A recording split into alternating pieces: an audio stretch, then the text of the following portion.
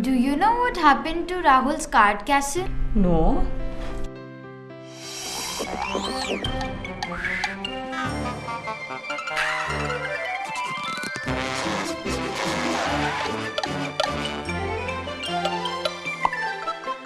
And I'm going to tell this to Pooja.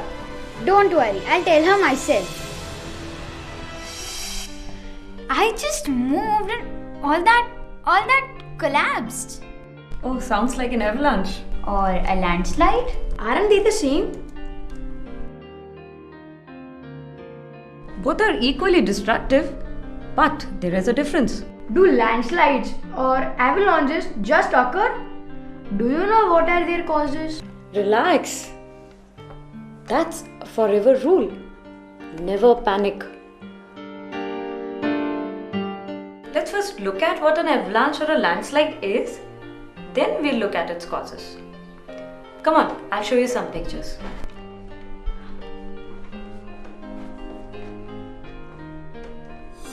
On 28th June 2010, there was this massive landslide in neighboring China. More than 107 people were buried under piles of rock and debris. That looks terrible. What exactly is a landslide? Exactly what the name suggests. The land starts sliding down the slope, and the land consists of rock, debris, mud.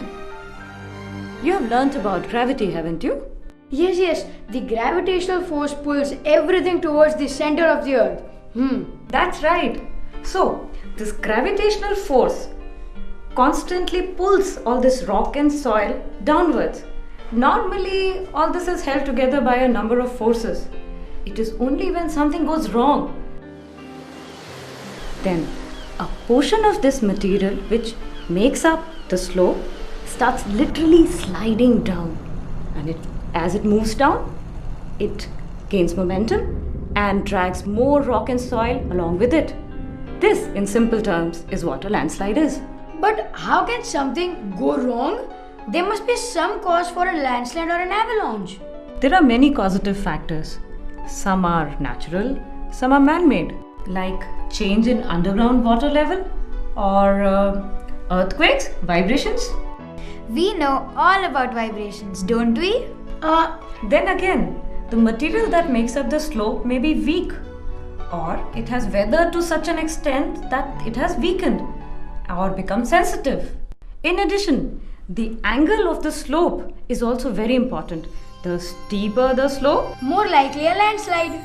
if erosion takes place, or if there is a change in vegetation, then this can also cause a landslide. We've learnt about that. We should conserve our forests.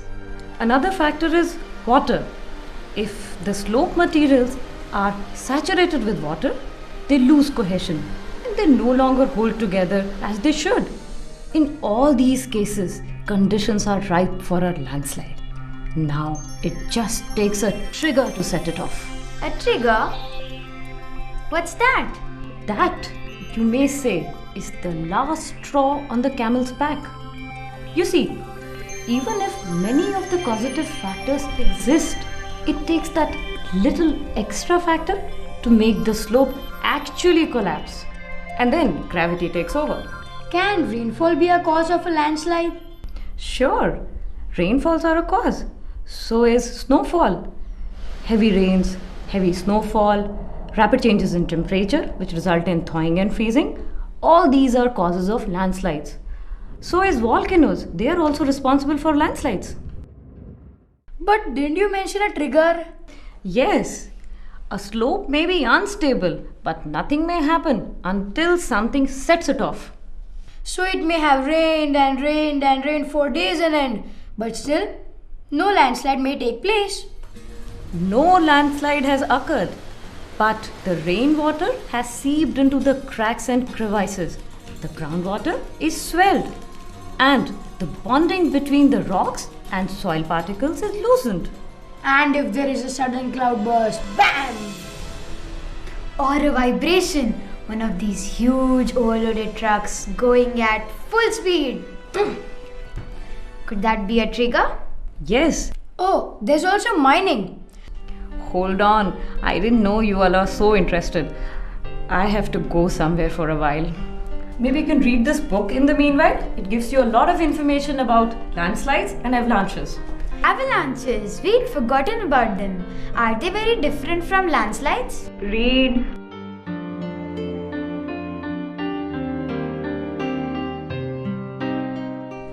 Maybe you can come down to my lab after 2 hours time. I'll show you something I'm working on. Something on avalanches? Something interesting. See you soon. See you.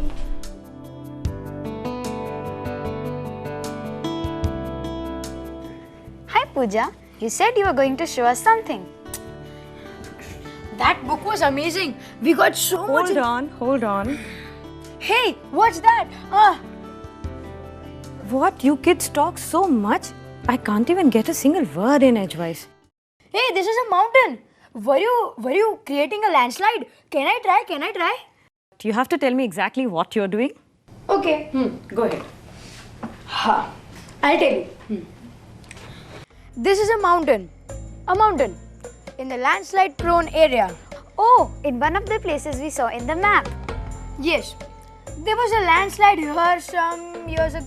10 years ago. Okay, 10 years ago. There is a construction activity going on here. Are they constructing a road?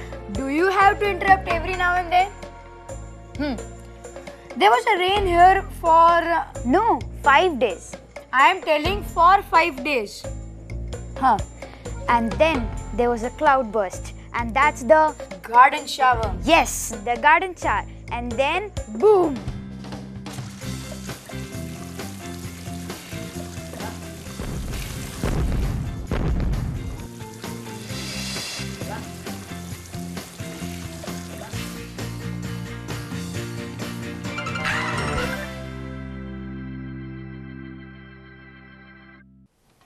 And what signs do we need to watch out for in a landslide?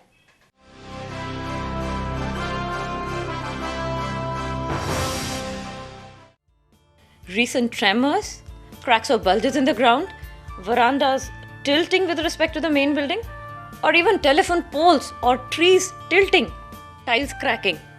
All these could indicate a landslide. Also, wetness or springs in areas that were previously dry. Another clue would be fall in the water level in your local creek or river despite heavy rain. You mean it's been raining a lot and instead of the river filling up, the level falls? That's right. Another sign to look out for is if your doors and windows stick out or just go out of plan. But that always takes place during a monsoon. Yes, but here you will see them a bit wonky, slightly crooked, and you might see open spaces that show that they are out of sync and haven't merely expanded because of the damp weather. Also, listen for unusual sounds, trees cracking, rocks or boulders falling, and so on. If there is some blasting activity going on, That is a no-no. Big no. People should definitely avoid blasting in these areas. Another dangerous thing is plastic. If you have to use plastic, see that you dispose of plastic properly so it does not clog the drains or block the natural draining of water from the slope. Like this, could we make an avalanche too?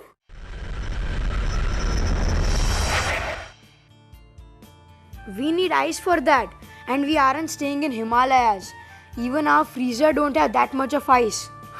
We'll have to look for an older fridge for that. Remember, our old fridge was such fun. We used to scrape off this powdery ice from the sides of the freezer. In spite of us having that, we cannot create avalanches as big that take place in the actual mountains. You have been reading a lot. Let's see a short presentation. There are many different kinds of avalanches, each with varying degrees of danger. A dry, loose snow avalanche. The snow falls down the slope, somewhat like sand falls off a dune. But it can choke a person and even bury him under all the snow.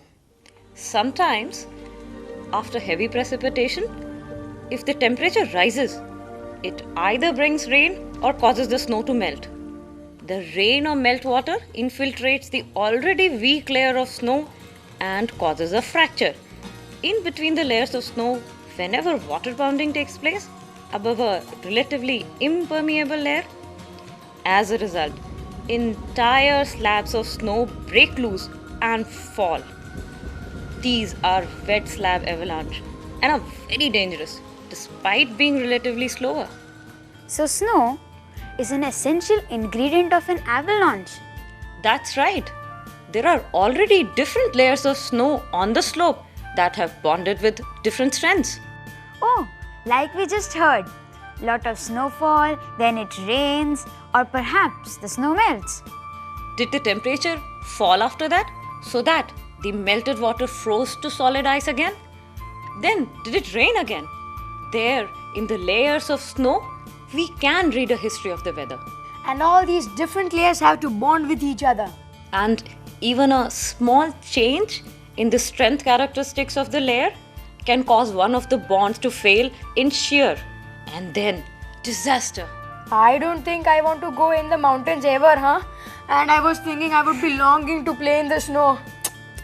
But in one sense, even the plains are unsafe.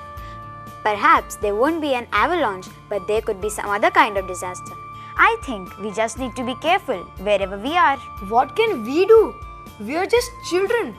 And in any case, we don't stay in the mountains. Think about it. How can you, as children, help? First of all, we need to know the warning signs.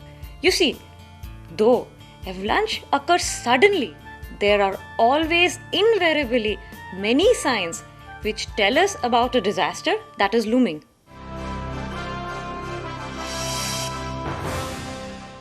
First of all, be aware of the area in which you are traveling. Is there any avalanche warning for that region? If it is a hazardous region, do not travel alone. Go in groups and watch out for each other. If you see evidence of a previous slide having occurred, avoid that region because another slide can occur at the same place. Oh, that's just like a landslide. That's right. And look out for cricket ball sized snowballs running down a sunny slope. A wet avalanche might be in the making. If there are cracks at the top of the slope or even around your feet, read them as warning signals. If the ground feels hollow or if you get a bumping sound as you walk, change your route. And if it is very windy? And if it is very windy, if there are patterns in the snow because of the wind, this could indicate there are dangerous deposits that are waiting to be released.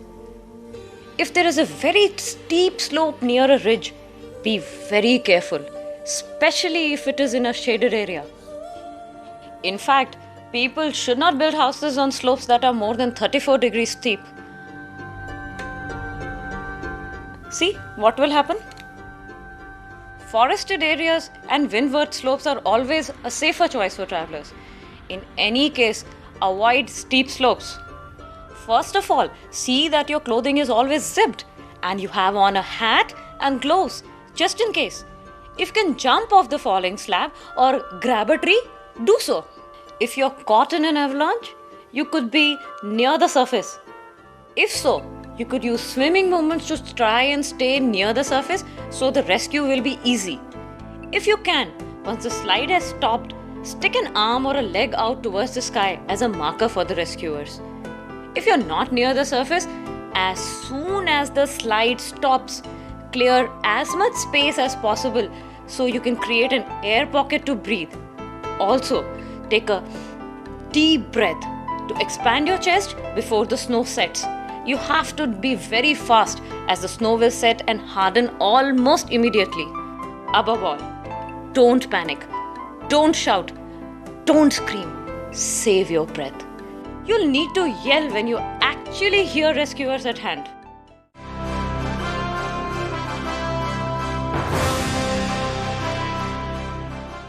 So suppose we do see or hear some of these signs, then what should we do? Tell our parents, of course. And if they say we are being foolish? They won't. Our parents have sense. They can contact the police or some authority. Do you mean there are some people who are trained to handle such situations? In any case, it is the local community itself That is the first resource before experienced professional help can reach. And there is the SDRF, the State Disaster Response Force, and the NDRF, that's the National Disaster Response Force, and the NDMA, the National Disaster Management Authority. That's comforting to know. So, the immediate response of any disaster is from the local people. Yes, even children like us can help. Okay, what else could you do?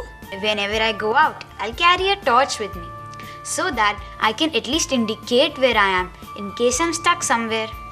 I'll keep a copy of some emergency numbers near my telephone so that they are always visible, and a copy in my wallet.